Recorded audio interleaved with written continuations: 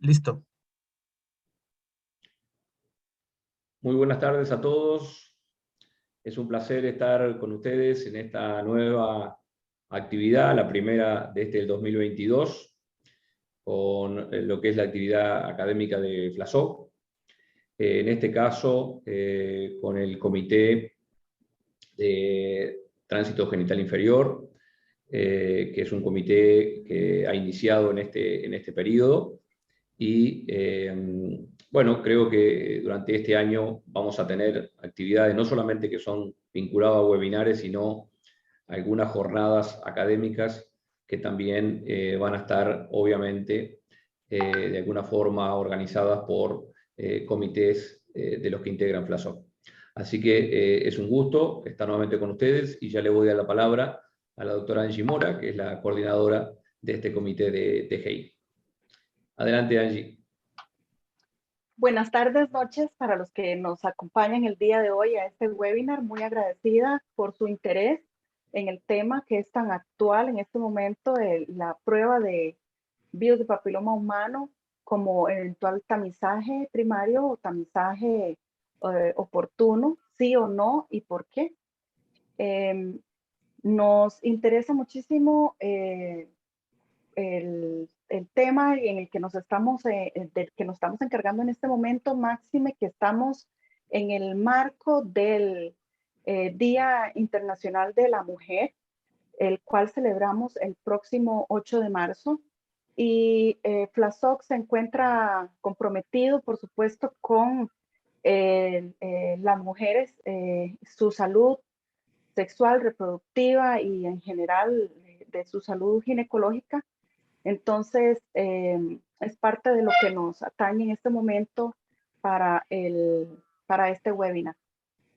Además, el día de mañana es el Día Internacional de Concientización del Virus de Papiloma Humano y precisamente por eso estamos haciendo este webinar el día de hoy. Quisiera presentarles sin más antelación al doctor José Jerónimo Buibovich. Él es ginecólogo, oncólogo peruano, miembro del equipo de trabajo de papilomavirus humano y cánceres asociados del Instituto del Cáncer de los Estados Unidos, y él será nuestro moderador el día de hoy. Él será quien presentará a los panelistas, ya ampliamente conocidos por ustedes también, y quien nos llevará en el camino también para atender las preguntas y comentarios que tengan los participantes. Con ustedes el doctor José Jerónimo. Muchas gracias, Angie, y gracias a la FLASOC por este evento tan importante en relación a la prueba del VPH. En una conversación reciente, el doctor Miguel Gutiérrez de Perú dijo algo que me quedó grabado. La prueba ha venido para quedarse y hay que ver cómo es que se trabaja de la mejor manera con estos diferentes tipos de pruebas de VPH. Antes de presentar a los ponentes, quiero hacerles conocer que acá en el pie de la imagen de la pantalla van a ver ustedes dos cuadros. Uno es el chat que ahí no se van a poner preguntas.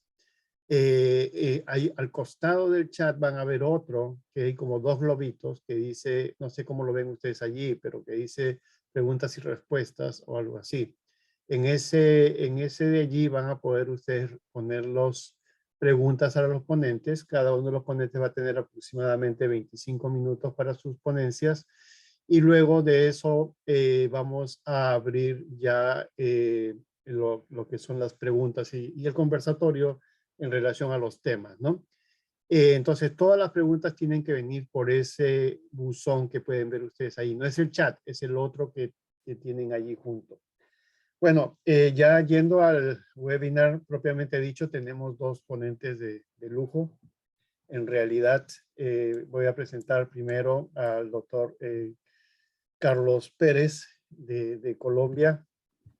El doctor Carlos Pérez, bueno, es muy conocido en toda Latinoamérica. Yo creo que ha visitado casi todos los países ya. Él es director general de la Sociedad de Cirugía de Bogotá en el Hospital San José, presidente de la Federación Internacional de Patología Cervical y Colposcopía, la IFCPC, que es una organización mundial. Es un orgullo que un latinoamericano esté presidiéndolo. y colposcopista de la organización Keralty y del Hospital San José de Bogotá. También es profesor de 2 universidades, de la FUCS de Colombia y también de la Universidad de La Sabana.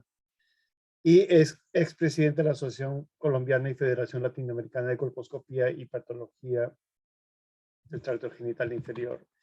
El doctor Carlos Pérez, la primera ponencia va a ser acerca del test de BPH y su comparación con otros métodos de tamizaje. Carlos, tienes la palabra. Bueno, muy buenas noches para todos. Gracias, José, por su amable presentación. Lo mismo, darle las gracias al comité de FLASOC, al doctor Ramuspe y a Angie Mora por la invitación. Entonces, para no demorarnos más, voy a comenzar mi presentación. El tema para el cual se me invita es la comparación del test de BPH comparado con los otros métodos de tamizaje. Aquí son las organizaciones para las que trabajo, el Hospital de San José, la Fundación Universitaria Sanitas y la Federación Internacional. Declaro que no tengo ningún conflicto de interés para esta conferencia y este es el contenido de mi presentación. Voy a hacer una introducción, hablar algo de las realidades de la citología en base litia, la prueba de BPH para el tamizaje, la comparación entre las pruebas de tamizaje, algo muy breve sobre genotipificación extendida, las guías de manejo y las conclusiones. Entonces, como todos sabemos, el test de Papanicolau, pues durante muchísimos años lo hemos usado para el diagnóstico de las lesiones precancerosas en sus estadios iniciales, pero con la gran preocupación que requiere una organización muy compleja y un número de visitas muy frecuentes. Para el año 1983, el doctor Harold Surhausen ya nos hablaba de una prueba que pudiera diagnosticar el riesgo del cáncer cervical antes de sus estadios iniciales, incrementando la eficacia del programa y reduciendo el número de visitas, igualmente reduciendo el costo. ¿Qué está pasando con el cáncer en América del Sur? Ahí, como ustedes ven, para el 2018 esa era la incidencia y mortalidad y en teoría íbamos bastante bien. Eso hizo que el cáncer de cuello uterino bajara de un segundo lugar a un primer lugar en la primera década de este siglo a un quinto lugar, un cuarto, quinto lugar. Pero fue probablemente una ilusión. Ya en el 2020 la incidencia se aumentó a 15.6 y la mortalidad a 8.8, lo que hizo que el cáncer de cuello uterino volviera a treparse a un tercer lugar. Y esto es en el concierto latinoamericano, más o menos como estamos nuestros países, la mayoría de ellos en cuanto a incidencia y mortalidad en cáncer cervical. Para Colombia, con un total de 51 millones de habitantes que nosotros tenemos, el total de casos nuevos es de 4.742 al año y el total de muertes de 2.490. Por esta razón, por este empeoramiento, la Organización Panamericana de la Salud hace un fortalecimiento de su programa de tamizaje cervical, pasando desde la era de la citología, el Via-Vili, las vacunas, la era del test de BPH, hasta esto nuevo que hace que se llama la llamada para la eliminación del cáncer cervical, que no es más que una estrategia que se llama 90-70-90. Con esta estrategia, lo que se busca es alcanzar un umbral de 4 casos por 100.000 mujeres año, con un primer corte hacia el 2030, con una reducción en la mortalidad aproximadamente del 30%, una meta bastante ambiciosa. 90% de mujeres, de niñas vacunadas a la edad de 15 años, 70% de las mujeres tamizadas con un test de alta precisión entre los 30 y los 35 y los 45 años, y 90% de las mujeres que son diagnosticadas que reciban cuidado y tratamiento.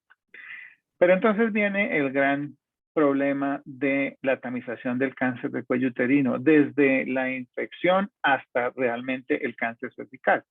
¿Cuáles son las metas del tamizaje? Primero, la prevención de la morbilidad y la mortalidad por cáncer. Y la prevención trabaja a través de la identificación y la destrucción de los verdaderos precursores del cáncer. El objetivo del tamizaje no es encontrar lesiones, sino realmente debe ser puesto en los verdaderos precursores del cáncer, que son las infecciones persistentes, el NIC3 o el NIC2-3 en las mujeres no adolescentes, y definitivamente no tratar las lesiones de bajo grado. Aquí está la realidad. Tenemos muchas lesiones de bajo grado que la mayoría van a regresar, algunas persisten, pero la progresión realmente a bajo grado a alto grado es baja, y realmente las que nos importan son las lesiones de alto grado, que son las que tienen una potencial posibilidad de pasar a una lesión de alto grado o un carcinoma infiltrante. ¿Y cuáles son los límites de ese tamizaje? Los intentos para prevenir todos los cánceres cervicales son poco realistas y peligrosos. Los cánceres en mujeres jóvenes pueden ser no detectables por el tamizaje. Para alcanzar una prevención total se requerirá de un tamizaje de alta sensibilidad, intervalos frecuentes y con el tratamiento de las anormalidades equívocas y en su mayoría que son transitorias, y que el daño de tratar no supere a los beneficios. ¿Cuál es ese daño en el tamizaje? El estigma que produce el tener una infección por el virus de papiloma, que produce relaciones rotas, ansiedad, estrés, pérdida de tiempo, gasto en investigación, dolor, todo lo que produce lo que nosotros hacemos y los eventos adversos en el embarazo.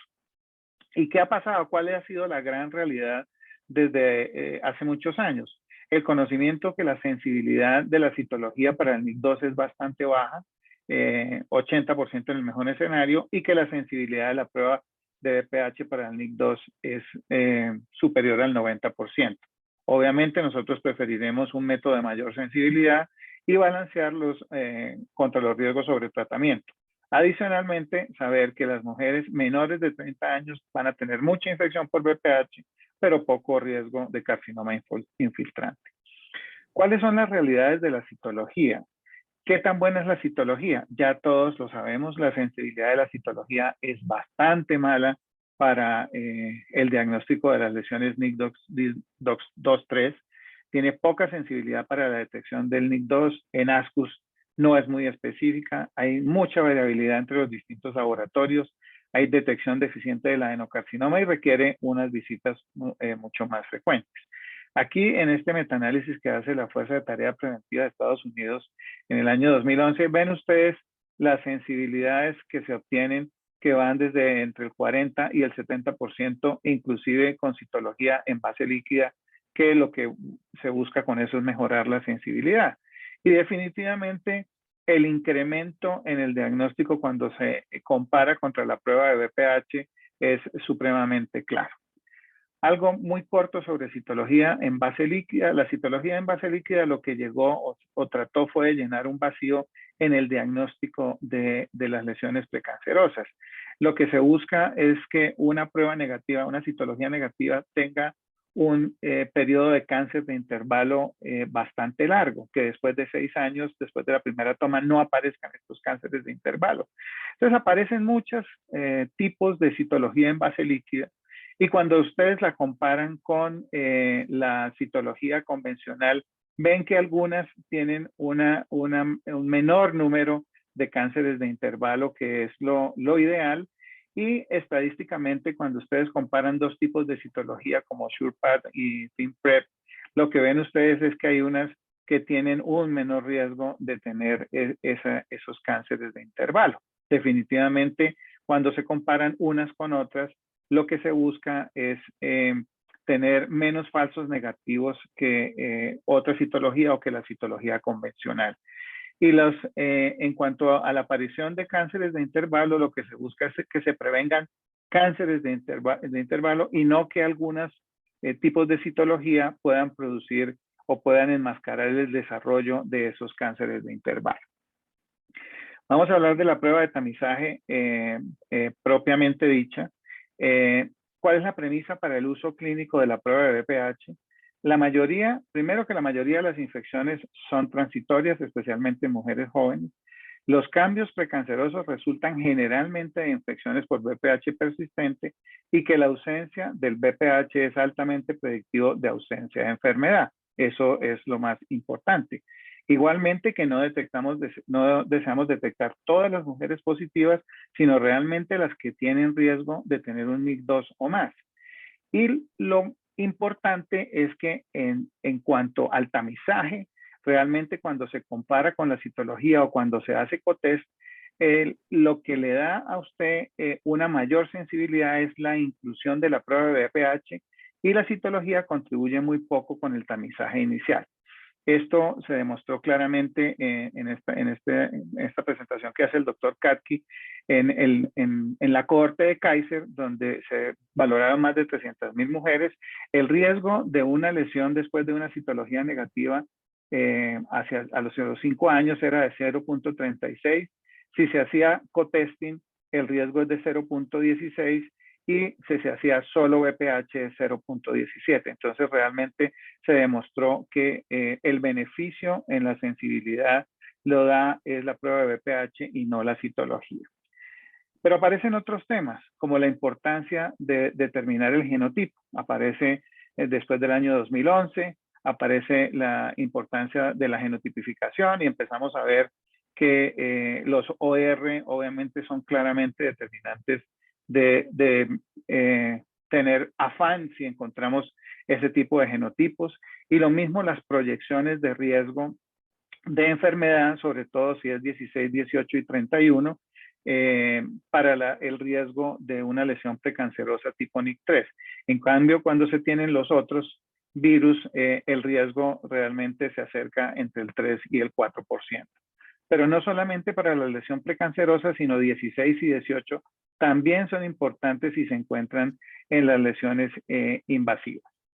¿Qué pasó después de esa época? Aparece el estudio Athena y el estudio Athena nos empieza a hablar de la prevalencia de la enfermedad del NIC por edad y encuentran que inclusive en las mujeres menores de 30 años empiezan a haber una cantidad de NIC3 mucho mayores, inclusive que en las mujeres mayores de 40 años.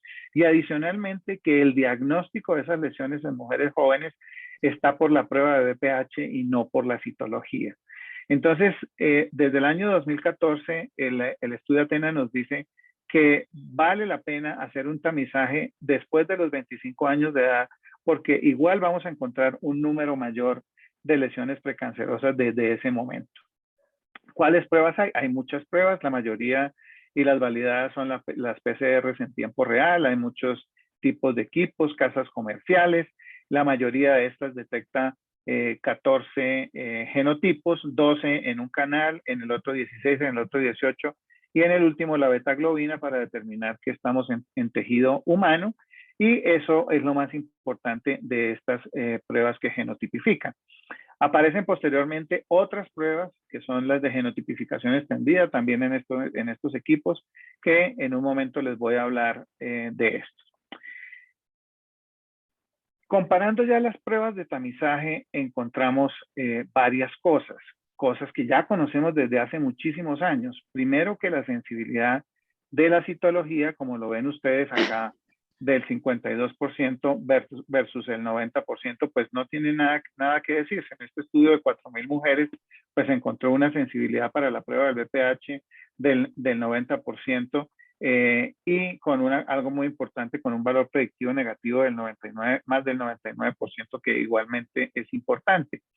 Posteriormente, el estudio de Kaiser en más de 20.000 mujeres nos muestra que si nosotros hacemos citología y prueba de BPH, la sensibilidad llega al 86%, cuando se hace citología sola únicamente al 49% y cuando se hace BPH solo en el 75.4%.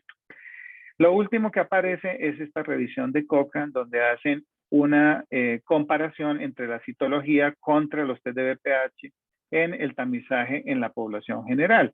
Y hablan aquí de determinar el diagnóstico entre los diferentes grados de neoplasia intraepitelial cervical entre citología y prueba de BPH a diferentes umbrales, y esto es lo que encuentran una sensibilidad para el BPH cercana al 90% contra una sensibilidad cercana al 70% de citología. Igualmente, con un número mayor de verdaderos positivos en el grupo de BPH, en los estudios de BPH, con menos falsos negativos. Igualmente, la cantidad de la absoluta diferencia con los negativos y los positivos, pues es bastante significativa. Entonces ya eso nos dice obviamente que definitivamente es muy superior la prueba de BPH a la citología. ¿Y cuáles dispositivos están aprobados por la FDA? Pues todos los que ustedes ven aquí, con la importancia de estos dos últimos de la prueba COVAS perdón, la prueba COVAS y la prueba OnClarity HPV, que adicionalmente nos van a servir para hacer tamizaje primario con estas pruebas. ¿Qué pasó posteriormente? Posteriormente aparece este estudio que se llamó el estudio LAMS, que es el Latin American Screening Study, que va a comparar, que es del cual el doctor Tati fue partícipe. Nos va a comparar en 4 centros, 3 en Brasil y 1 en Buenos Aires. Nos hace la comparación entre pruebas de inspección visual, citología y prueba de captura híbrida. ¿Qué es lo que encuentran ellos en el estudio? Una positividad para el Bili vía del 11.6, para el Bili del 23%, para citología con umbral L-Sil de 2.2 y de 1.1 para umbral H-Sil y para la prueba de VPH del 17%. Entonces, aquí vemos que definitivamente con VIA y Bili, el problema es que el diagnóstico de la lesión SIN3 y SIN2 no es muy bueno comparado acá finalmente con la prueba de VPH, donde el SIN3 lo diagnostica prácticamente en un 100%. Entonces, es una comparación donde nos dice que definitivamente la prueba de VPH es superior a las otras. Obviamente, depende del contexto, nosotros podemos usar una o podemos usar la otra.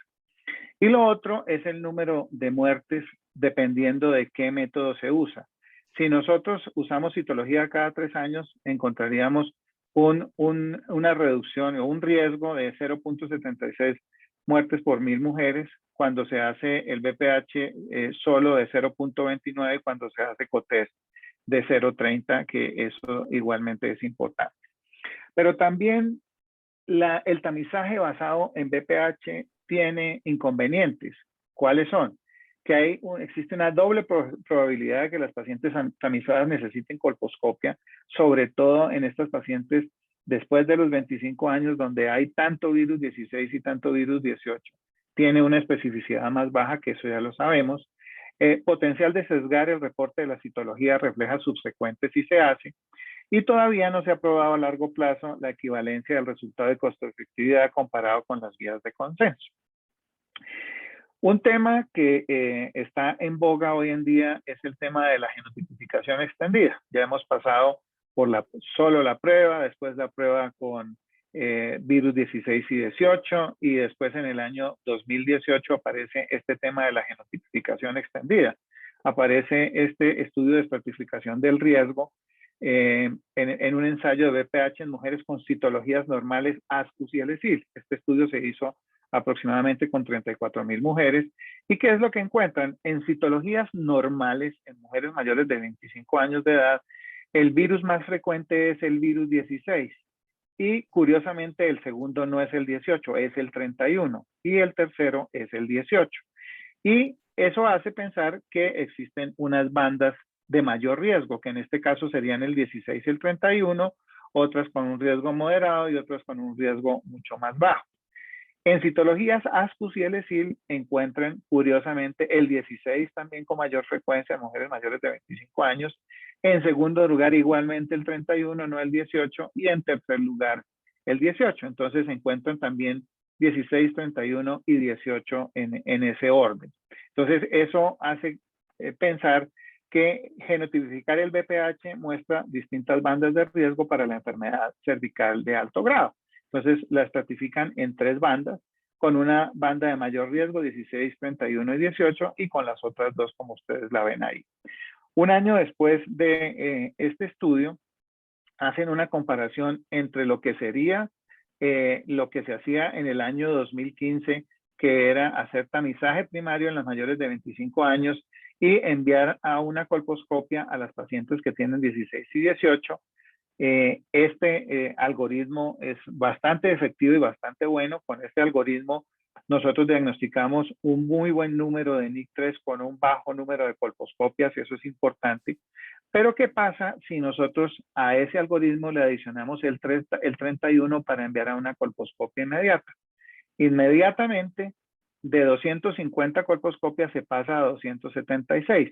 Es decir, que se aumenta el 10% más en el diagnóstico de colposcopias mientras se mantiene de NIC3, perdón, mientras se mantiene el número de colposcopias igual. Entonces, la genotipificación extendida en lo que se basa es que hay 3 bandas de riesgo, una que tiene mayor riesgo, que es la 16, 18 y 31, otra de un riesgo intermedio que no es claro su comportamiento y otros de bajo riesgo que muy probablemente los vamos a llevar a un tamizaje o los vamos a llevar a un control posterior sin tamizaje. Esta prueba, la FDA la prueba para el triage de los ASCUS en los mayores de 21 años, para COTEST en los mayores de 30 años y ya también la incluyen como para tamizaje primario en las mayores de 25 años. Con todo este contexto, aparecen las guías de manejo. Entonces, ¿qué es lo que nosotros hacemos? Esta fue la primera guía para Colombia, estamos hablando del año 2012, era tamizar con pruebas de ADN pues, BPH entre 30 y 65 años, si una prueba era positiva, le hacíamos triage con citología y ahí seguía el algoritmo, y si era negativa, se pasaba a los 5 años. Posteriormente, esta guía interina en Estados Unidos nos cambia a nosotros el panorama y entonces decimos que el tamizaje primario se hace con prueba de BPH y que a los 16 y 18 van directamente a una colposcopia, las otras 12 se les hace triage con citología y ASCUS o más van a una colposcopia y si la prueba es negativa, pues va al tamizaje de rutina. Entonces estamos pasando por 2012, ahora estamos pasando por 2015 y después aparece el 2019, estas guías aparecen en el año 2020, donde la ASSCP, que seguramente todos conocen este artículo y lo han leído, nos habla de disminuir el riesgo y poner en unas bandas mucho más precisas para el tratamiento de las pacientes. ¿Qué hace? En el año 2012, el riesgo para enviar una colposcopia inmediata era de 5.3. Estas guías nuevas lo bajan a un 4% y lo estratifican en una colposcopia recomendada si el riesgo está entre 4 y 24, entre 25 y 59 colposcopia o tratamiento expedito y mayor de 60 tratamiento expedito sin colposcopia y los otros umbrales de riesgo citarlos a un control a 1 año o a 3 años o a 5 años. Con todas estas expectativas, nosotros hemos intentado modernizar las guías de manejo, basados todos en prueba de ADN de BPH. Inclusive, esto se va a hacer para las menores de 25 años. Si la prueba es positiva y el BPH 16 y 18 van a una colposcopia, si es negativa se hace un triage con citología. Y para las mujeres entre 25 años en zonas geográficas de difícil acceso, uno es hacerlo donde no hay factibilidad de la prueba, hacer el triage con citología, se hace como comúnmente se hace, y en estas pacientes de difícil acceso o se puede hacer vía IBILI o se puede hacer ADN de BPH por autotoma, que seguramente es un tema amplio de hablar, pero esto es lo que las guías nos van diciendo. Entonces, para resumir, la Fuerza de Servicios Preventivos, la Fuerza de Tarea de Servicios Preventivos de Estados Unidos, en el 2018 dice que hay 3 opciones para mujeres entre 30 y 65 años de edad, ya sea el tamizaje primario cada 5 años si es negativa, o el COTEST cada 5 años si es negativa, o la citología cervical sola cada 3 años si es negativa. Para mujeres de 21 a 29 años de edad, citología cada 3 años, no tamizar en menores de 21 y en mujeres mayores de 65 años, evaluadas en los últimos 10 años sin historia de SIN2 o no inmunocomprometidas, sacarlas del tamizaje, 2018. Y en el año 2020, ya se habla entonces en Estados Unidos y en general en el mundo que no se recomienda tamizar mujeres menores de 25 años, que después de los 25 años hacer BPH primario con pruebas aprobadas por la FDA cada 5 años. En áreas donde las pruebas de BPH no están disponibles, probablemente hacer las otras pruebas que estamos hablando. Y el abordaje aceptable es también hacer COTEST cada 5 años o solamente la citología cada 3 años. Y aquí se hace la comparación en lo que era 2018 y 2020. Antes están de acuerdo, entre los 25 y los 21 años ya para el 2020 ya no hay tamizaje, entre los 25 y los 29, antes era citología cada 3 años, hoy en día es prueba primaria con BPH. En Estados Unidos se sigue hablando del COTES, nosotros no lo usamos, o citología cada 3 años. Entre los 30 y los 65 años, lo mismo, básicamente en esta parte. E igualmente descontinuar el tamizaje después de los 65 años si no hay factores de riesgo. ¿Cuáles son las recomendaciones y las advertencias? Médicos, pacientes, pagadores, instituciones, cohortes de estudio, nunca deben ver las recomendaciones como un dictamen. La guía es una guía de manejo, no es una camisa de fuerza. Los usuarios de las guías pueden razonablemente concluir que las siguientes guías pueden ser un error para algunas pacientes o las anteriores, y el tamizaje en exceso de las guías ha demostrado que también causa daño a las pacientes y aumenta el costo. Por eso la WHO el año pasado saca la guía para el tamizaje y tratamiento de las lesiones precancerosas. Obviamente solamente me voy a referir a la parte del tamizaje. Y para el tamizaje, fíjese que también la WHO habla de, por una parte, hacerlo con test de ácidos nucleicos, o sea, con prueba de pH, pero también deja abierta la puerta para hacer metilación o hacer otro tipo de biomarcadores que no alcanzamos a hablar del tema. Igualmente, el tamizaje basado en citología, ya sea citología convencional, citología en base líquida o marcadores duales también en citología, o la inspección visual con ácido acético a ojo desnudo o magnificada por colposcopio o por cámara, etcétera. Entonces, deja una imagen amplia y suficiente con lo que nosotros podemos tamizar. Sin embargo, dice que lo que se recomienda es el test de BPH como el test de detección primaria más que vía o citología para la población general, inclusive las mujeres que viven con VIH. Y nos muestra aquí las dos alternativas básicas: el tamizar y tratar, que se puede hacer con vía, pero también se puede hacer con prueba de ADN de BPH, como lo ven ustedes acá, como test primario seguido de tratamiento. Y en los escenarios donde se puede hacer tamizaje, triage y tratamiento, también la prueba de DNA, probablemente con la genotipificación, es seguramente la mejor escogencia, obviamente para las zonas donde hay citología únicamente, pues hacerlo con citología. Y finalmente, comentarles esto, que es la perspectiva de la IARC en el tamizaje del cáncer cervical de noviembre del año pasado, donde el gran resumen, este artículo es bien interesante para que lo lean. El resumen es que cuando usted compara el BPH con el VIA, obviamente la prueba de BPH es muy superior a la inspección visual.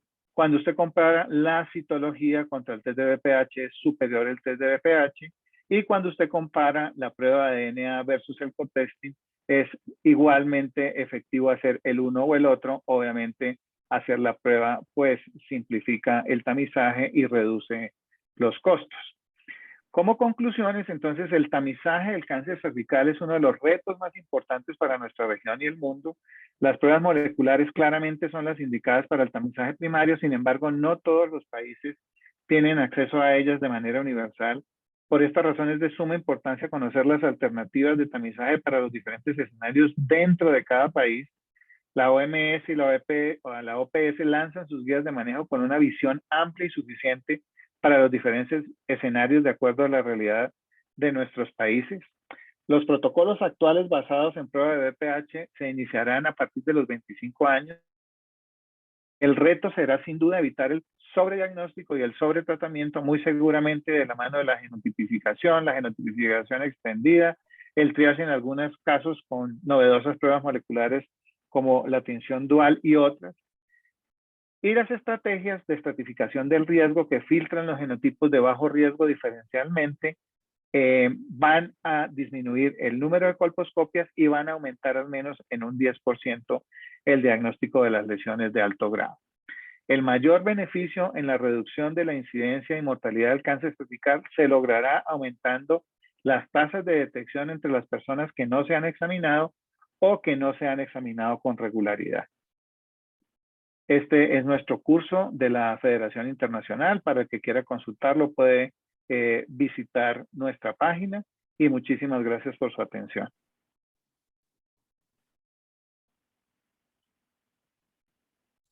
Muchas gracias, Carlos, por la presentación. Excelente. Abre para discusión y eso es lo que queremos, que los asistentes, por favor, ingresen no en el chat, sino en el buzón que está al costado del chat para preguntas y respuestas, y empiecen ahí a colocar sus preguntas.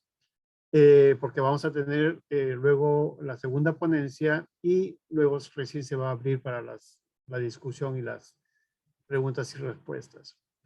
El siguiente ponente es el doctor Silvio Tatti, acerca de la aplicabilidad de la prueba del VPH en Latinoamérica. El doctor Tatti es profesor titular de ginecología del Hospital de Clínicas de la Universidad de Buenos Aires, jefe del Departamento de Obstetricia y Ginecología del Hospital de Clínicas de la Universidad de Buenos Aires y expresidente de la Federación Internacional de Colposcopía y Patología Cervical. Yo le pedí al doctor Tatti que me dé una pauta de cómo quería que lo presente, y en verdad es muy modesto el doctor Tatti, porque es un maestro muy reconocido, ha puesto muy poquito aquí en su currículo, que es bastante extenso, y es un orgullo presentarlo, y es un honor tenerlo en este webinar. Doctor Tatti, por favor. Bueno, muchas gracias. Vamos a compartir la pantalla.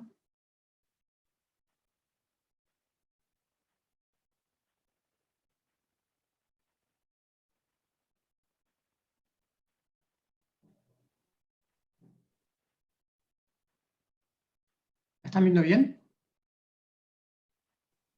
Perfecto. Listo. Entonces, ante todo, agradecer a FLASOC por esta invitación y al comité también, que está lleno de muchos amigos. Esta invitación por esta noche, y vamos a ver la aplicabilidad del test de VPH en Latinoamérica. Perdón, pero hay algo que en la presentación... Ahí está. Ahora sí. Si puede poner la modalidad de presentación en el PowerPoint. Y entonces Ahí está la modalidad de presentación, ¿sí? Sí. Ok. Estos son los diferentes estudios. No, ¿sí? no se ve. ¿No se ve?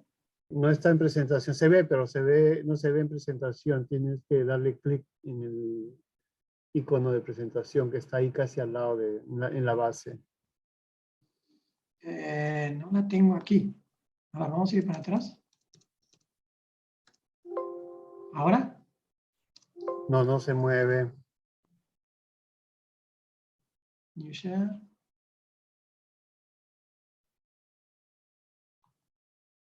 ¿Ahora?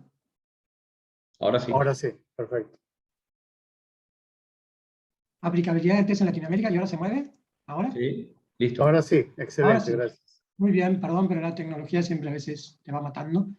Lo que nosotros vemos acá es todos los test, enorme cantidad de estudios que tenemos hechos básicamente por el NCI, el Instituto Catalán de Epidemiología, el Latin American Study, en el cual participé junto a Kari Sirhan hace muchos años, en Brasil y Argentina, que ya empezaron a ver cómo se movían los test de VPH en Latinoamérica y la incidencia del VPH.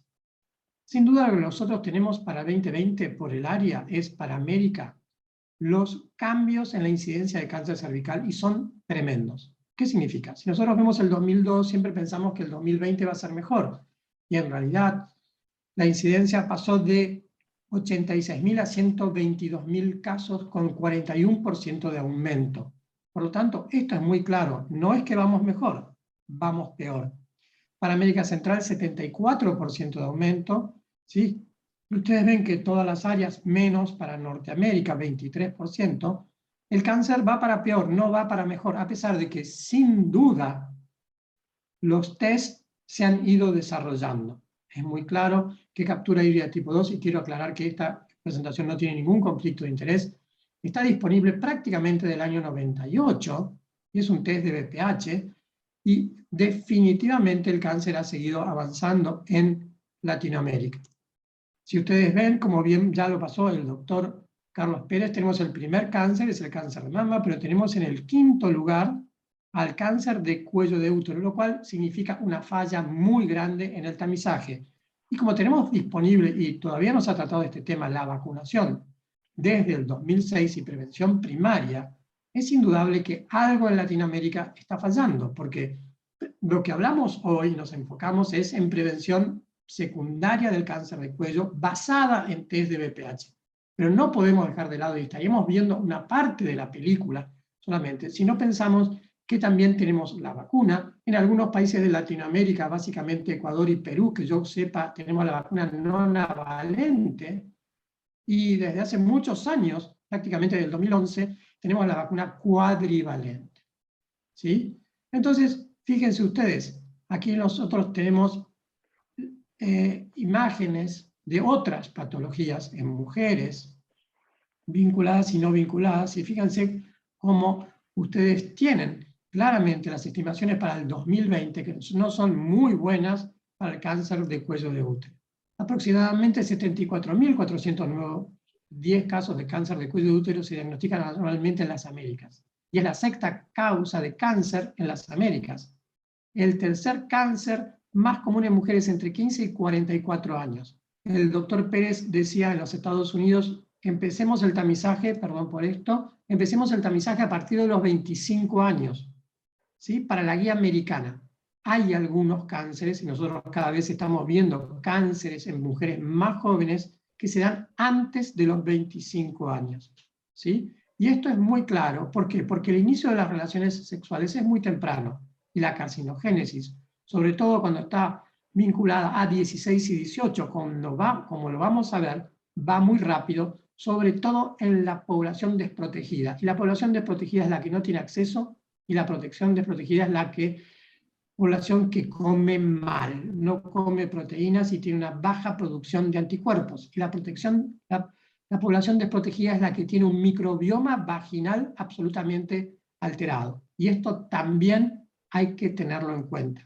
No podríamos pensar en este momento, en el 2022, solo en BPH, si no pensamos en Lactobacillus, Gasseri u otros tipos, que podrían estar siendo unos importantes cocarcinógenos o microbiomas vaginales absolutamente modificados. Los factores de riesgo, vuelvo a insistir, el analfabetismo, la pobreza, la carencia de hábitos higiénicos, modificación del microbioma, o bajas facilidades de acceso a los servicios de salud y atención de programas de pesquisa, son factores relacionados con mayor incidencia para la mortalidad por cáncer de cuello. Y acá tenemos que ver una cosa muy grande. El diagnóstico de estadios. ¿Cuándo se hace? El 50% de los casos de Latinoamérica de cáncer de cuello de útero se hacen estadios 3 y 4. Sobrevida 25%, sobrevida 4%. Es decir, que si vemos la data específica, vamos a ver aquí que empieza entre los 15 y los 19 años, y entre los 24 y los 25 ya tenemos un 3%, y entre los 25 y los 29 ya tenemos un 10% de los cánceres. Por lo tanto, esto de empezar el tamizaje, sin duda para algunas guías que empiezan a los 30 años, empiezan tarde. ¿Por qué? Porque a los 30 ya tenemos casi un 15 a 20% de los casos. Y ahora tenemos un problema también, que hay cada vez más cánceres de cuello de útero no BPH relacionados.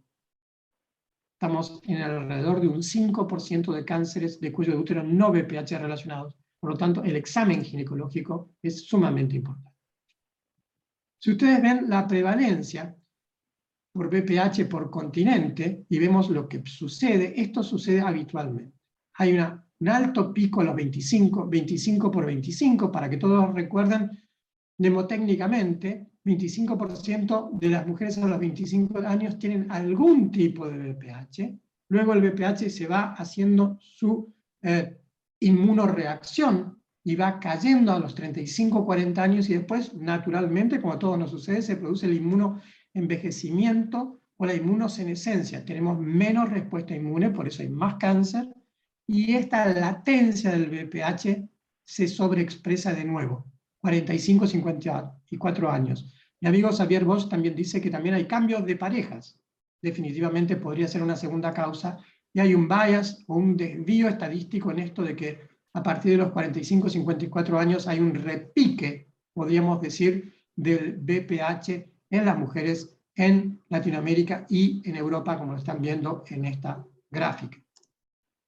Sin duda, la prevalencia de ADN con citología normal sobre un estudio de 150.000 mujeres es del 10,4%. Pero fíjense ustedes, un 10% es, con un modelo ajustado, muy importante.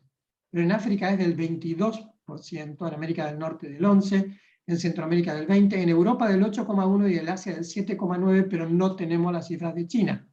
Por lo tanto, para nosotros básicamente estamos entre un 10 y un 15%, con un estimativo de un 12%, como después lo vamos a ver. Si lo vemos por edades, aquí tenemos las edades, y vean cómo del 15 al 19 empieza a tener para el 2020, es decir, que el inicio de las relaciones sexuales, que siempre se decía que comenzaban a los 15 años, no es una realidad, hay que conocer el terreno. El inicio de las relaciones sexuales va bajando a los 12 años, así como la edad promedio del NIC3, que cuando empezamos a hacer patología del tracto genital inferior era 29 años, ahora está bajando y está bajando a los 26 años, clarísimamente. Es decir, que Latinoamérica tiene otra realidad que no es la realidad norteamericana. Y si ustedes lo quieren ver, aquí tienen Norteamérica a la derecha. Fíjense cómo hay un pico inicial y después una disminución de la incidencia del VPH, pero fíjense cómo en Centroamérica se mantiene y en Sudamérica también se mantiene. Esto te habla de una cosa: cambio de hábitos sexuales, no. Te habla de acceso y te habla de tratamiento. El secreto es acceso, vacunación como prevención primaria y prevención secundaria basado en test certeros, como bien habló mi amigo el profesor doctor Carlos Pérez. Test certeros son necesarios en Latinoamérica. Le ganan al Papa Nicolau en un 35% por lo menos, y a veces un test salva una vida, y eso hay que tenerlo como prioridad. Fíjense ustedes, estos gráficos te hablan la gran discrepancia que hay en América del Norte, Centroamérica y Sudamérica. Y es un problema básicamente económico. Aquí vemos qué es la Time Trends. ¿Qué es la Time Trends? Es de 1920 a 2005. Este es un estudio que hicimos en nuestro propio hospital porque pudimos recopilar los preparados de parafina de cáncer de cuello de útero entre 1920 y 2005 y pudimos hacer la PCR a los preparados de parafina. Entiendan ustedes, se modificó en algo la prevalencia entre 1920, estamos hablando de hace 100 años, para BPH 16, otros tipos de BPH o BPH 18, no se, como diríamos acá en la Argentina, no se movió el amperímetro. Es decir, en 100 años seguimos con la misma prevalencia de 16, 18 y otros tipos de BPH. Si nosotros vemos para Argentina específicamente, 1940-2005, también pasó exactamente lo mismo. Definitivamente, y acá estamos viendo una curva de 65 años, publicada en el 2007 en un HPV meeting en el año 2007. No se mueve la curva, por lo tanto, no hay acciones eficaces para disminuir el cáncer de cuello de útero. Hay programas organizados. Las mujeres de alto riesgo sin historia de PAP se concentran en áreas rurales y, digamos así, en las poblaciones de muy bajos recursos que viven en las periferias de las ciudades latinoamericanas. Tenemos un sobretamizaje en mujeres de bajo riesgo, aquellas que van al ginecólogo todos los años para hacerse un test de BPH. ¿Esto existe? Sí existe. El tamizaje oportunista es la principal estrategia para los programas. Y tenemos ahora programas amigables, que son los de BPH, de autotoma, ¿sí? Que tienen prácticamente una sensibilidad no del 90%, pero sí del 86-85%, que es superior al BPH, ¿sí? Y esto es muy interesante. Y vamos a tener en un futuro, y muy rápidamente, test basados en orina de BPH, y también test basados en el flujo menstrual. Es decir, la sangre menstrual actúa como un marcador de BPH también con mucha sensibilidad. Es decir, que no va a haber oportunidad de que mujeres de bajos recursos puedan tener acceso a un examen de alta sensibilidad. Y por supuesto, la experiencia de una buena calidad es el predictor de la adherencia. Es decir, que nuestras mujeres vayan a la consulta.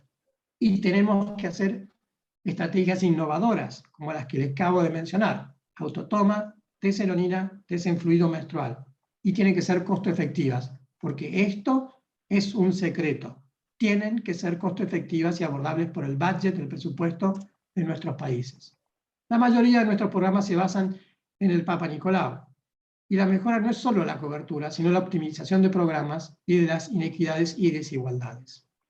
En el ejemplo de Brasil, para Campiñas, en el área universitaria, la incidencia es del 14,2%, y en el norte, en Belén, la incidencia es del 64,8%. Es decir, que ustedes ven acá una desproporción entre mujeres formadas universitariamente y mujeres que viven en la pobreza.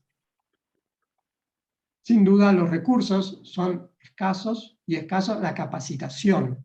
Por supuesto que estoy muy contento que esta noche nos estén acompañando 500 ginecólogos y ginecólogas de toda Latinoamérica. Los presupuestos son limitados y a veces descentralizados.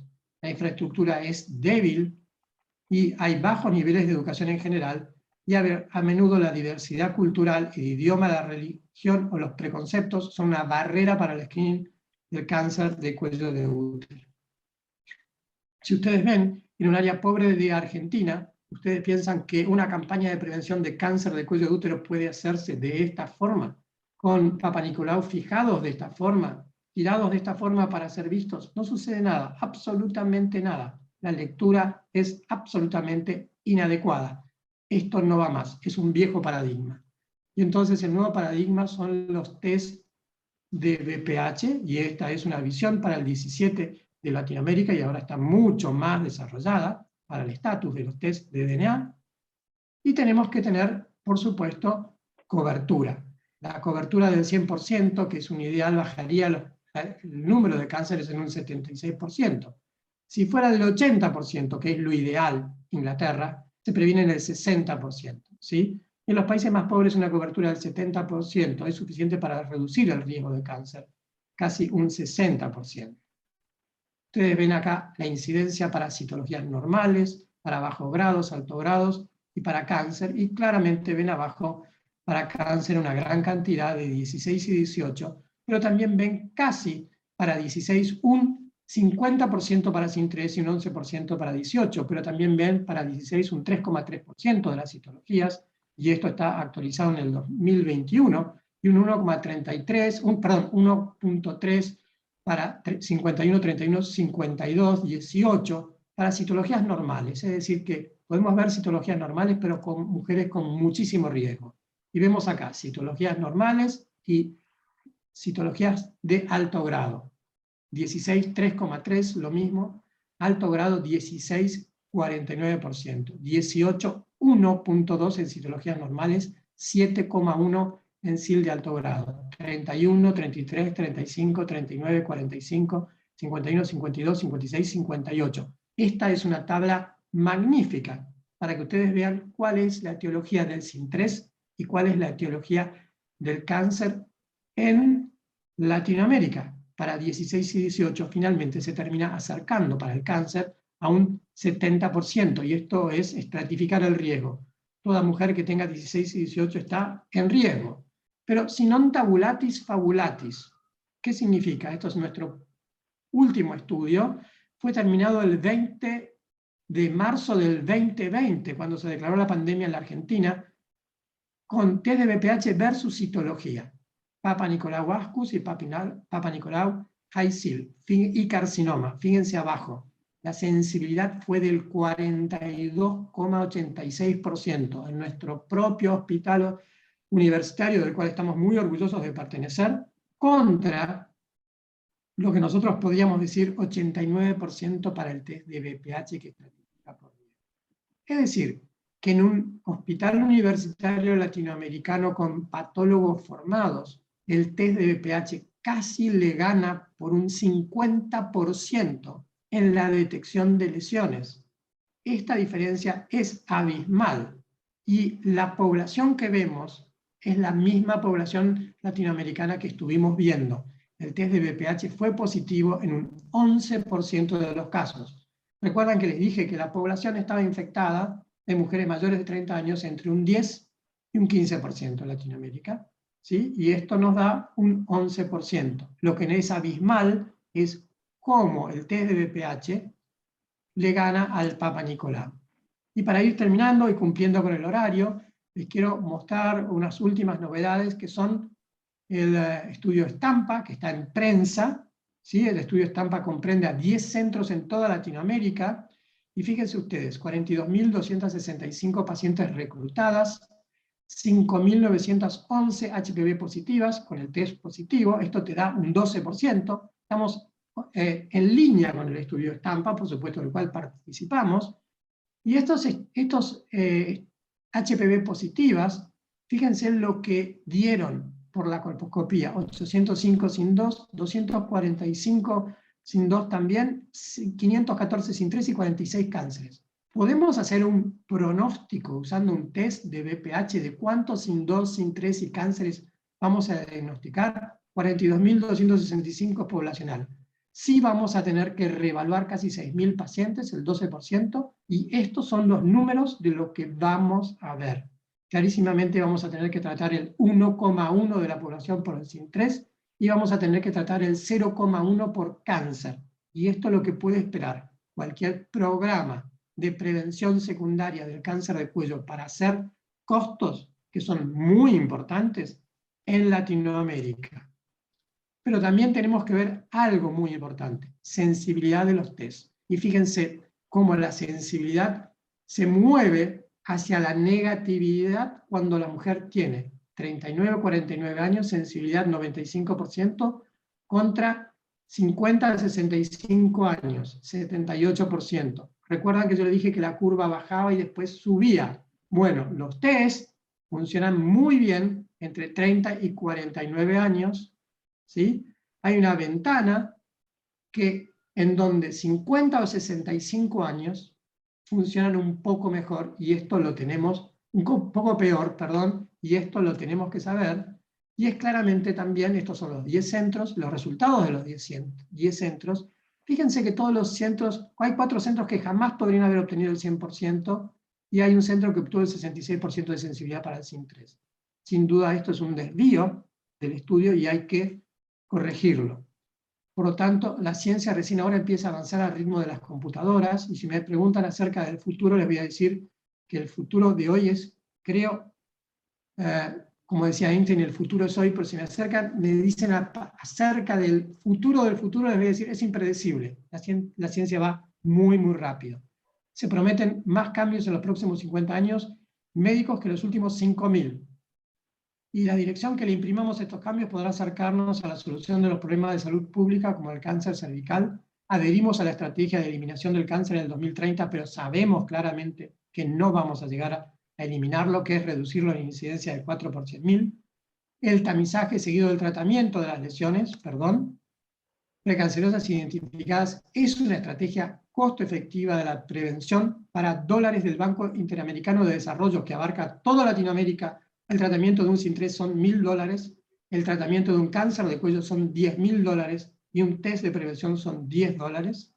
La vacunación contra el virus del papiloma humano de mujeres adolescentes puede prevenir cerca del 70% de los casos del cáncer cervicuterino si usamos la cuadrivalente, y si usamos la nonavalente, el 90% de los casos. Por supuesto que tenemos que poner al cáncer de cuello como una prioridad de salud pública. Siempre es atribuida a la infección persistente por VPH, pero una sinusorragia, un flujo, nos debe llamar la atención. Los tipos 16 y 18 son responsables del 70%, seguido por el 45, 31 y 33, y no existen diferencias significativas en la distribución de estos tipos entre países. Muchísimas gracias por haberme escuchado. Muchas gracias, Silvio, por la presentación. Ha sido 2 presentaciones en verdad de lujo. Y nuevamente les remarco, todas las preguntas, por favor, no las pongan en el chat, sino pónganlas en el buzón que está al costado, ahí en la parte inferior, al lado del chat, van a encontrar que es un buzón para preguntas y respuestas. Ya hemos recibido varias. Yo creo que para ir abriendo la discusión, hay una pregunta que es muy relevante, porque acá estamos hablando bastante de lo que es la prueba del BPH y la citología. Y sabemos que incluso, como explicó el doctor Tati recién, incluso en centros muy avanzados la citología no tiene una buena sensibilidad en centros de gran calidad. Y la pregunta de uno de los asistentes es, ¿por qué? ¿Por qué qué factores hay para que la citología no tenga esa alta calidad como se puede tener con la prueba del BPH? ¿Qué opinan? Carlos. Abierto a la Son muchos factores, ¿no? Es decir, el hecho nomás de la toma, la fijación, el transporte, la lectura. En muchos de nuestros países a una citóloga le pagan nada por leer 100 citologías en un día. Hay una problemática muy grande, ¿no? Y lo otro es que hay muchas cosas que la pueden alterar en sí. El hecho del sangrado, de la inflamación, del flujo, de dónde se tomó, si la lesión estaba en un sitio donde nunca se pasó el escobillón. Es decir, la técnica per se tiene muchas falencias. Entonces no hay una sola causa que diga que, y mostró Silvio las láminas en un programa de citología, uno ve cosas terribles en todos los países de Latinoamérica y de África, en fin. Pero en Latinoamérica el tema del control de calidad de la citología solamente se hace en sitios muy buenos, y aún haciéndolo así, pues el diagnóstico no es tan bueno. No es tan bueno para adenocarcinoma, no es tan bueno para la lesión de alto grado. Es decir, el tema de los ASCUS es un tema que puede ser nada o puede ser mucho. Entonces la citología realmente es bien difícil de tomar, y hacer citología en base líquida para nuestros países es muy costoso. Entonces realmente yo no le veo salida al tema de la citología.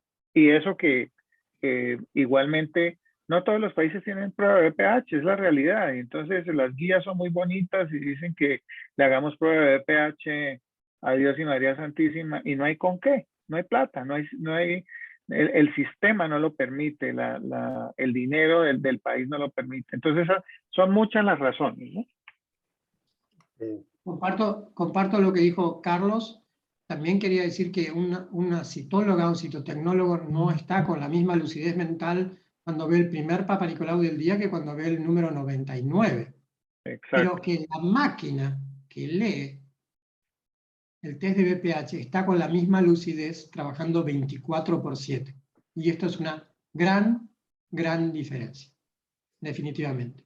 Y cuando nos creemos unos colposcopistas avesados, les quiero decir que vamos a ser reemplazados por la inteligencia artificial dentro de muy poco tiempo, porque vamos a ser como jugadores de ajedrez. Si no estamos muy despiertos, la máquina nos gana. Y en la colposcopía pasa exactamente lo mismo. Es comparación de imágenes, iCloud, la inteligencia te lo dice, la inteligencia artificial te lo dice, y bueno, esto va a suceder así, definitivamente. Pero para poder llegar a un test de BPH 24% y procesar mucha cantidad, lograr adherencia, hacer el triaje con la colposcopía, esto implica dinero. Lamentablemente hay que ser muy práctico en la vida. Y entonces la estrategia, como bien lo presentó el doctor Pérez, 90-70-90, que garantiza el tratamiento del 90% de las pacientes diagnosticadas, necesita dinero. Es donde nuestros ginecólogos, nuestras colegas lo van a entender. Y esto tiene que ser una prioridad permanente de la salud pública en nuestros países. Y bajar los costos de los test de BPH. Gracias. Bueno, ya sabemos, la citología, así está en las mejores manos, con los mejores cuidados, no nos va a rendir tanto, no tan alto como se pensaba.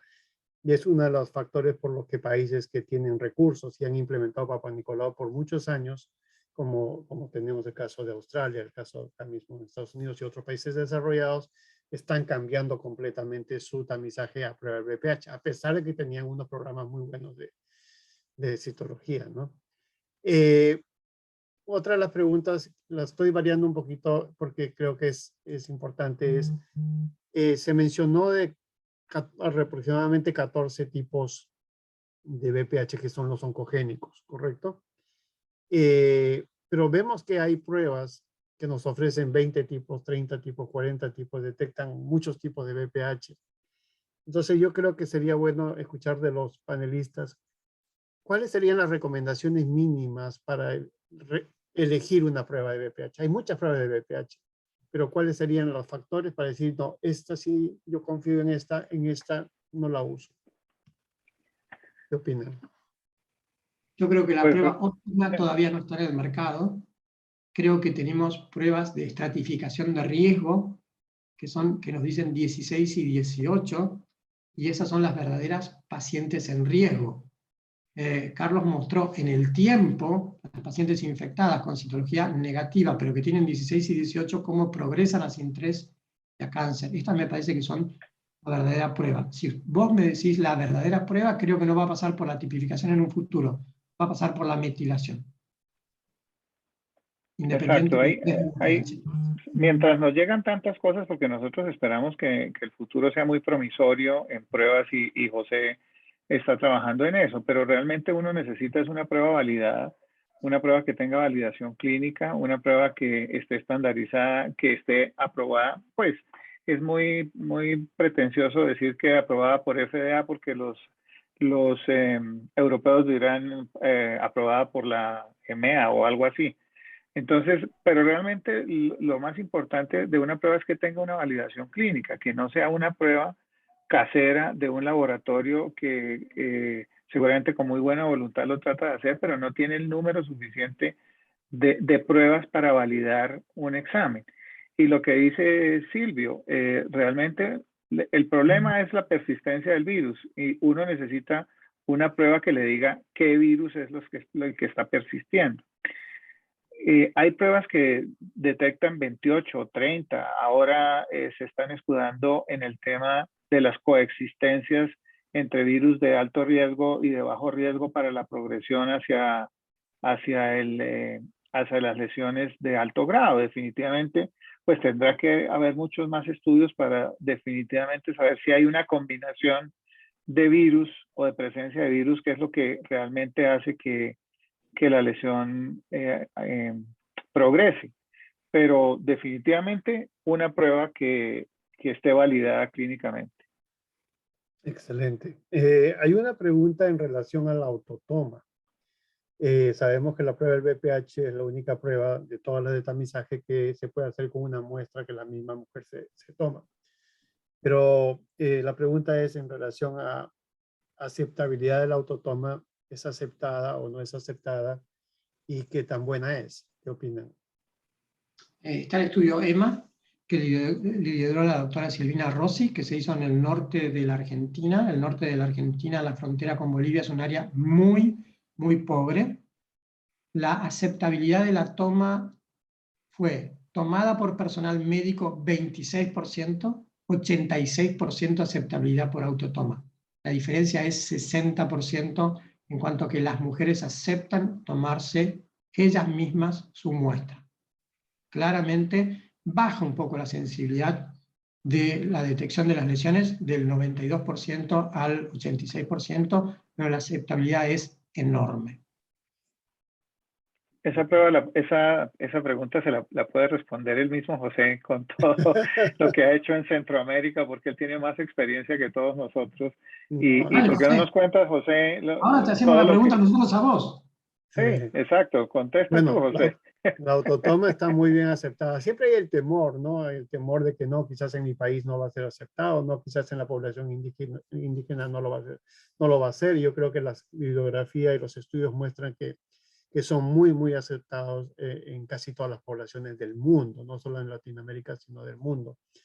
Y como ya se mencionó, es muy bueno. Ya se ha probado en Argentina, como dijo Silvio, ya lo han probado en Perú. Otro estudio hecho en Iquitos también ha probado de que es muy aceptado y es una muy buena alternativa para llegar a grandes poblaciones, ¿no? Y hablando de poblaciones, vamos a la siguiente. Una de las preguntas era en relación al inicio del tamizaje, porque una cosa es poblacionalmente, las recomendaciones que se dicen 25 años o 30 años, y otra cosa es cuando tenemos a la paciente o la mujer individual, ¿no? Se mencionó también en la presentación de Carlos acerca de riesgos. Acá la pregunta es ¿en qué casos podría darse que se tendría que iniciar un tamizaje, no como población, sino como individuo, antes de los 25 años? Yo creo que toda mujer que concurre a un hospital público en la Argentina y viene a hacerse un tamizaje es una ventana de oportunidad de hacerlo. Por supuesto que no lo haría una niña de 15 años, pero una mujer adulta que supere los 18 años que viene a hacerse un tamizaje es porque alguien la envió o ella siente la necesidad de tamizar algo. O tiene miedo, ¿no? Tiene miedo O de tiene algo. miedo, y yo no perdería esa ventana de oportunidad. Es como si viene alguien a los 18 años y me dije, no me ha vacunado contra la polio, ya no se mueva, ahora se vacuna. Bueno, tenemos que tomarlo en esa situación. Sí, sí, realmente hay dos cosas completamente claras. Uno es que uno es el tema poblacional. Antes de los 25 años, virtualmente no hay cáncer invasivo, que eso es lo que uno tendría que buscar. Sí los hay, pero realmente el cáncer es como una campana de Gauss, que aquí hay muy poquitos cánceres antes de los 25, cánceres infiltrantes, después viene el aumento y después pues nunca cae, pero no hay una estrategia única para hacer tamizaje. Yo estoy de acuerdo con Silvio. Si yo veo a una mujer joven que inició vida sexual a los 12 años, llega a los 20, ha tenido 20 compañeros sexuales, primero la examino. Es que el gran problema es que hoy en día no se examinan los pacientes. Pero a esa niña que ya debe tener un aborto o 2 abortos, no sé cuántos compañeros sexuales, así tenga 19 años, mírela, revísela, examínele, tómele una citología. Obviamente, si es una niña vacunada, con un compañero sexual, tiene 23 años, es diferente, ¿no? Es diferente. Una cosa es salud pública y otra es individualizar cada tipo de paciente. Silvio, querías decir algo, creo. No, que un ginecólogo hospitalario sabe estratificar el riesgo de una mujer cuando viene a la consulta. Y esa es una ventana de oportunidad que debemos aprovechar. Y como bien dijo el doctor Pérez, colocar un espéculo y mirar el cuello es esencial. Los que hacemos esto vemos cuellos y nos damos cuenta cuando tenemos que tomar un Papa Nicolau o inmediatamente agarrar un colposcopio o hacer una biopsia, claramente. Y no soy un defensor de la colposcopía en este ámbito. Soy un defensor del screening. El triaje, la evaluación es otra cosa. Claro, ahora tener en cuenta también de que la infección por VPH es muy común en jóvenes, varones y mujeres. Es bastante común en jóvenes, especialmente por debajo de los 25 años, por eso es que no se recomienda en muchos sitios empezar poblacionalmente el tamizaje en muy jóvenes. Y si en los países donde está recomendado se considera empezar antes, algo que mencionó Carlos, es la citología, ¿no? Porque si en verdad se le va a hacer una prueba de VPH, es muy probable que va a salir positiva. Que va a salir muy seguramente. Y el gran problema que estamos viendo es que la gente está desinformada de la prueba y se volvió un poco de moda pedir prueba de VPH a una niña de 20 años, que pues obviamente le va a salir positivo, es lo más probable. Y empieza el tema del sobrediagnóstico y el tema del sobretratamiento, que empieza a ver unas niñas a los 23 años conizadas por un NIC2, cuando la posibilidad de regresión es muy alta. Entonces, en eso no se puede abusar del test de VPH. El test de VPH debe tener unos tiempos, no se debe abusar en la solicitud de la prueba, no debe pedirse antes de los 25 años en general. Si usted lo tamiza, tamícela, como dice José, con una citología, y dejemos el test de VPH para que nos ayude. Y realmente la ayuda empieza después de los 25 años, no es antes, y con mucha mayor validez después de los 30. Entonces, eso es lo que yo pienso que nosotros debemos hacer. Y Carlos, tratar de llegar a más gente, ¿no? Que hemos llevado a la discusión a un punto que es después de los 25 años el NIC2 es considerado como una infección transitoria en muchos casos Sí, sí, sí, y estoy de no debe acuerdo. ser tratado. Y esto hay que Estoy de decirlo. acuerdo. ¿Por qué? Porque los sobretratamientos que vemos de Sí, infección por VPH por un test totalmente ridículos. Y de son sobre acuerdo. tratamientos con repercusión obstétrica, de historia del futuro Exactamente. obstétrico de esa mujer. Exactamente. Sí, No hay exactamente. tratamiento sobre el cuello que sea decisional que no tenga repercusión sobre un parto prematuro. Muy bien. Acá hay una pregunta que es bastante valedera. Yo creo que, Silvio, tú lo mencionaste en algún momento. Se habla mucho de la prueba de VPH, pero hay muchos sitios donde no hay prueba de VPH. Entonces, ¿qué hacer? Entonces dice, ¿debemos seguir haciendo la citología cada 3 años? O sea, sí. O sea, ¿qué hacemos en esos escenarios? Yo creo que siempre hay que hacer lo que uno mejor tenga. Si tú tienes que caminar en el barro descalzo, vas a caminar descalzo. Si tienes botas de goma, vas a caminar con botas de goma. Es decir, es muy claro que si hay que caminar con el Papa Nicolau y seguir caminando y tender a cambiar el paradigma, porque estar informado es lo mejor que puede pasar. Eso Generar puede la pasar eso puede pasar inclusive en el mismo país. Nosotros en nuestro país, en Colombia, tenemos diferentes realidades. Hay sitios donde tenemos de todo y hay sitios donde no, escasamente hay citología. Entonces, el médico que se prepara, el médico general, el médico especialista, tiene que estar preparado para saber cómo tratar a una mujer en los diferentes escenarios. Porque entonces si yo no tengo prueba de VPH no puedo trabajar y no puedo diagnosticar, eso no es cierto. Uno, con las herramientas, si uno no tiene más que una citología, ojalá tenga una muy buena comunicación con el laboratorio de citología, conozca la citóloga, el citopatólogo y esté muy atento a sus pacientes. Eso yo creo que es fundamental. Acá hay una pregunta que creo que es interesante. Dice, ¿es verdad que el VPH incluso por encima de los 30 años de edad se elimina? La gran mayoría de veces se elimina por sí solo. ¿Qué opinan? Por encima de los 30 años, la población permanece con VPH persistente en un 12% de los casos. El VPH se contagia en el 80% de los hombres y las mujeres 2 años después del inicio de las relaciones sexuales.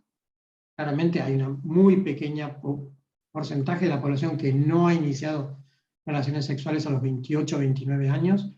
Por lo tanto, el VPH claramente que está después de los 30 años es un VPH persistente y hay que estratificarlo en mi punto de vista.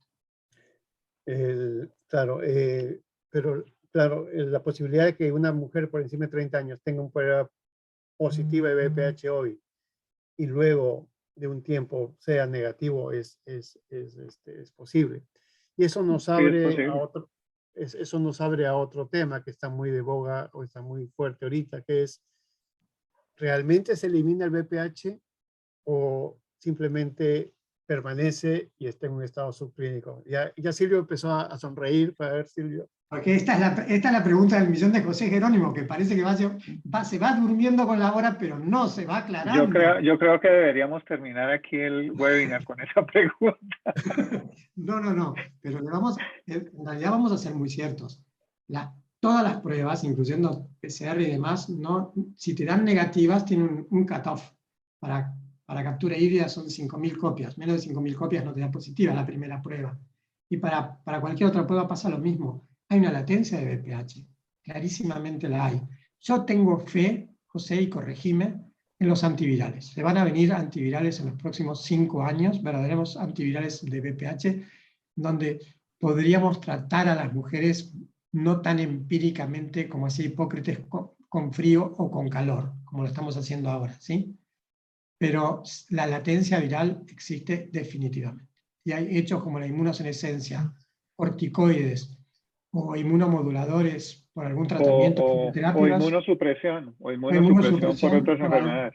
exactamente, Pacientes que tuvieron VPH de muy jóvenes, después no, y por alguna circunstancia hicieron una artritis reumatoidea o hicieron algo, y otra vez aparece el O un VPH. embarazo. O un embarazo, sí. De hecho, José, estoy de acuerdo con la guía americana que dice que cualquier mujer tratada por SIN3 debe ser seguida por 20 años. Claro, eso Esto es sí. muy claro. Sí, ese es muy buen tema, Silvio, en relación en que una mujer que ya tuvo un diagnóstico de alto grado, no estamos hablando de ninguno, que es la siguiente pregunta que también han puesto acá, el riesgo de que pueda desarrollar en el futuro es alto, por eso que las guías dicen hay que seguirla por un tiempo prolongado, ¿no? Sí, se mencionaba dos cosas que se abren acá con esto.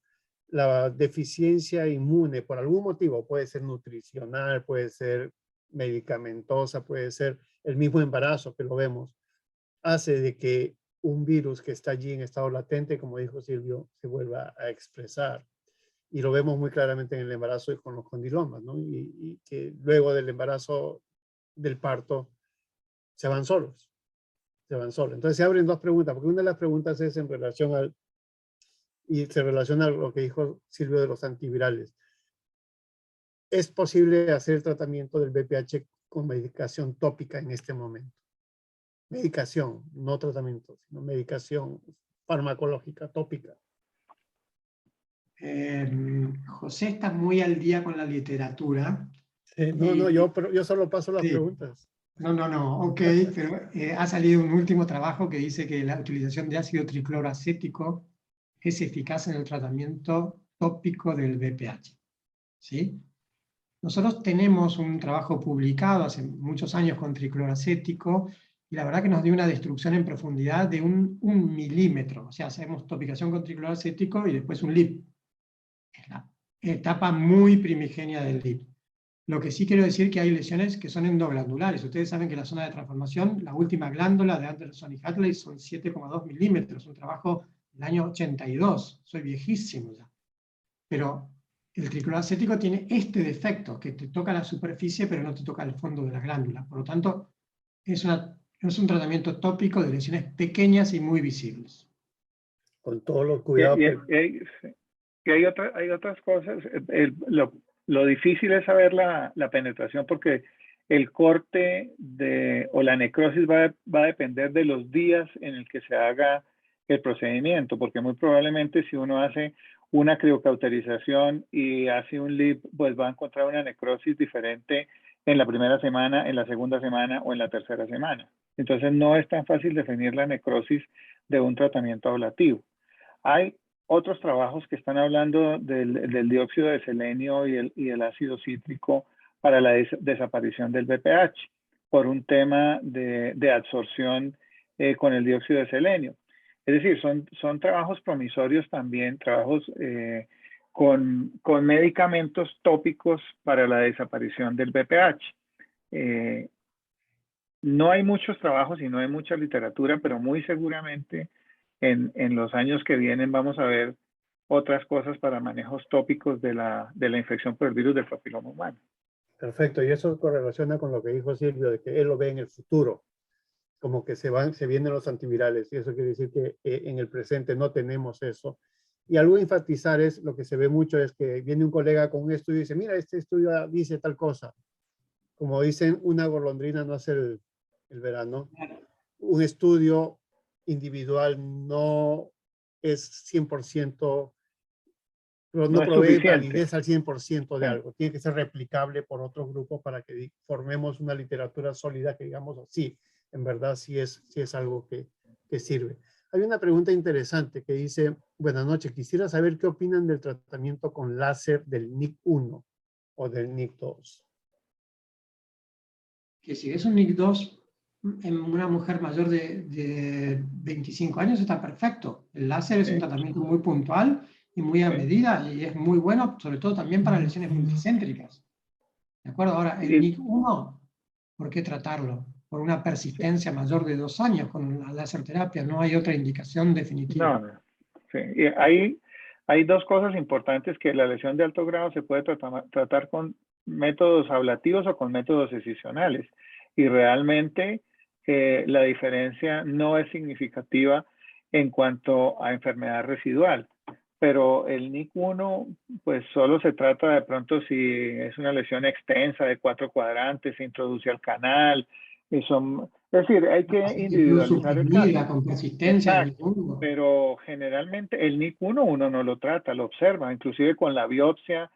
Muchas veces uno quita la lesión o el efecto modificador de la biopsia hace que el NIC1 desaparezca. Hay unas condiciones muy particulares para tratar un NIC1, pero en general no se trata. Y los métodos ablativos versus los métodos decisionales, esa es una muy buena discusión para el manejo de la lesión de alto grado, y actualmente la guía de la WHO, esta que presenté, igual le da a usted la alternativa de hacer crio, ablación térmica o un método decisional para la lesión de alto grado. Excelente. Yo estamos ya quedándonos sin tiempo, nos hemos excedido, en verdad. Hay preguntas que vamos a ver cómo las manejamos, pero quisiera aprovechar y no sé si en estos pocos minutos que nos quedan, darle a los ponentes un par de minutos a cada uno para que nos digan sus mensajes finales, lo que ellos quisieran que quede claro para la audiencia en esta noche. Doctor Pérez. Silvio, primero la edad, la dignidad y el gobierno. Mi mensaje para casa es, mi mensaje para casa no es por la edad, es por la dignidad y el gobierno. Esto es muy claro, el doctor Pérez me debe unas cuantas cosas. Es básicamente una cerveza como hace 3 años que no nos vemos físicamente. Pero lo que le quiero decir, el mensaje a todos los que nos están escuchando es: hagan lo mejor que sepan hacer. Y háganlo con los cuales les vaya bien. No hagan los métodos con los cuales les vayan mal. No se dejen llevar por la última publicación y déjense llevar por los métodos estándares y reconocidos en todo el mundo. Yo quisiera decirles algo similar. Es decir, uno tiene que tratar de hacer lo mejor por las pacientes que está tratando. Tal vez el innovar también es uno de los peligros que tiene la ciencia. No todas las innovaciones son buenas, y uno tiene que usar lo que mejor sabe usar. ¿Qué cosas son importantes? Que uno también debe saber qué está pasando en el mundo. Tiene que estar al día, tiene que estar estudiado, tiene que brindarle al paciente lo mejor. Pero usted cíñase a una guía de manejo, a una guía que usted sepa manejar. Si usted sabe hacer citología, colposcopia y biopsia, haga eso.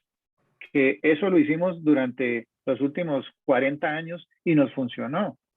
Y el cáncer ha aumentado esa hora que tenemos tantas alternativas. Y de la charla, la conclusión es que ojalá todos podamos tener test de alta sensibilidad para tamizar a nuestras mujeres, y obviamente eso infortunadamente no va a ser la realidad. Eso es básicamente lo que yo les quería decir. Gracias.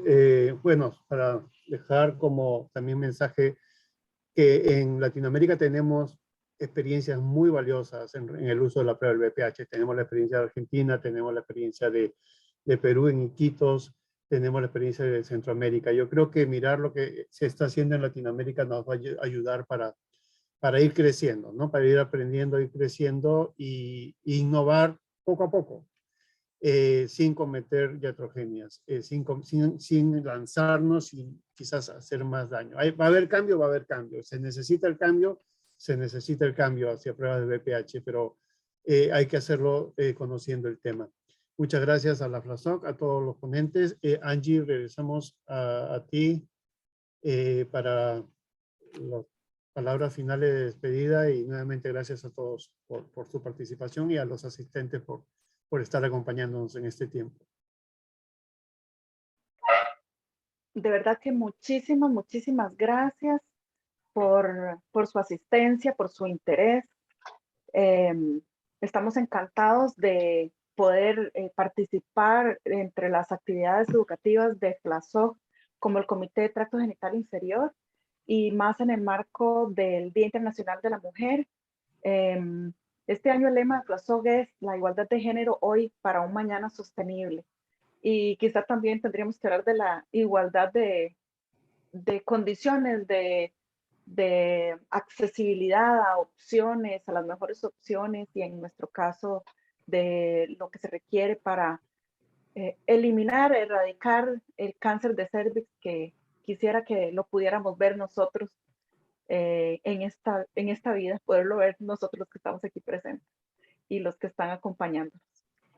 Sin más, muchísimas gracias, buenas noches, y esperamos estarnos comunicando prontamente con muchos de ustedes para otras actividades que tendremos en común. Gracias. Muchas Bueno, gracias. muchas gracias. Chao. Que pasen muy bien. Hasta Luego. luego. Buenas noches. Doctor Ramuspe, Angie, Luego, José, Álvaro. Silvio.